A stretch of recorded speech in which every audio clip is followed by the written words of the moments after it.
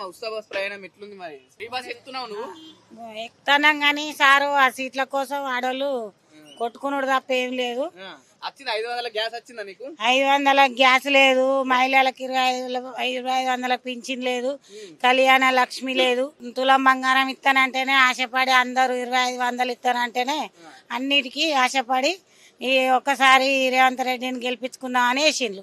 వేసినాక ఏమున్నది మీకు గెలిచినాక తెల్లారే లగ్గంలోనే ఇస్తాం బంగారం, తులం బంగారం. లగ్గం తులం బంగారం కానీ తులం ఇనుము కూడా ఇయ్యలే, తులం ఇనుము కూడా ఇయ్యలే.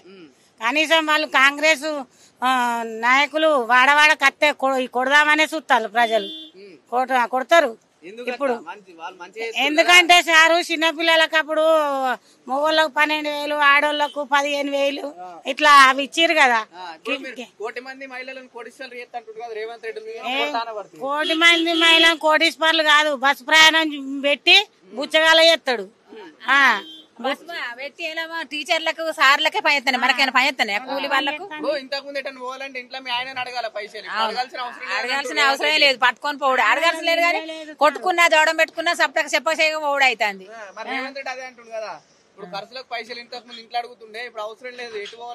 ఇక బొమ్మనే ఇక మొగన్నాడు వండబెట్టి ఆడి సెంచే విచ్చలవిడిగా బొమ్మన్నట్టే కదా. ఇక ఏమంటున్నారు కోటీశ్వర్లు చేస్తా అంటున్నారు మీరు? ఆయన కోటీశ్వర్లు మీ కరీంనగర్ ఎక్కడ కాలే 6 గ్యారెంటీలు ఏందన్నదేమో ఇంట్లో?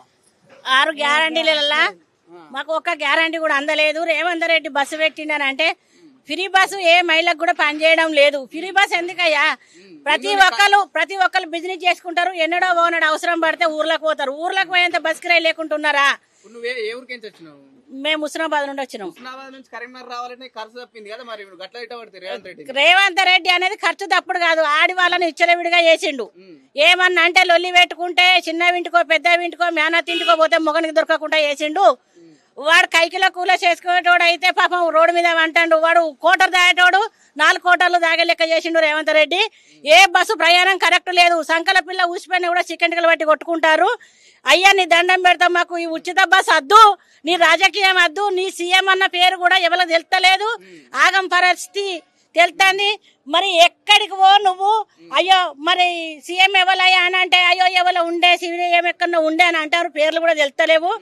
నువ్వు చేసేది ఒక్కటి కూడా ఏంటంటే ఆడవాళ్లకు బొంకిచ్చి బోర్లిచ్చి 2500 అని తులం బంగారం అని ఇవన్నీ ఇస్తానని గెలిచి గడ్డ మీద కూర్చున్నావు. కానీ అది ఎన్ని రోజులైనా కూడా వీళ్ళ గోస ఉసురు తగులుతుంది. నువ్వు ఇంత 3 ఏళ్ళు కూడా సిగపోయావు. ఈ 14 ఏళ్ల సంది వేసింది ఏ వాళ్ళకి వచ్చింది? కరెంటు బిల్లు ఉచితం లేదు, గ్యాస్ 500 లేదు, తులం బంగారం లేదు.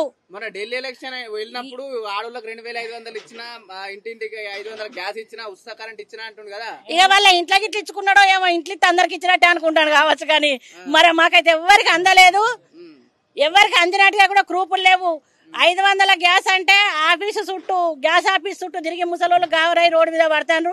పాపం వాళ్ళ వీళ్ళ మంచి తెచ్చిపోతే ఏందవా గీడున్నావంటే మాకు 500 గ్యాస్ వస్తలేవా, లంజోడికి 870 రూపాయలు తీసుకున్నాడు అంటారు. నన్ను కొట్టి కేసు పెడితే మా కేసీఆర్ కోసం మేము ఎంత దూరమైనా పోయినాం.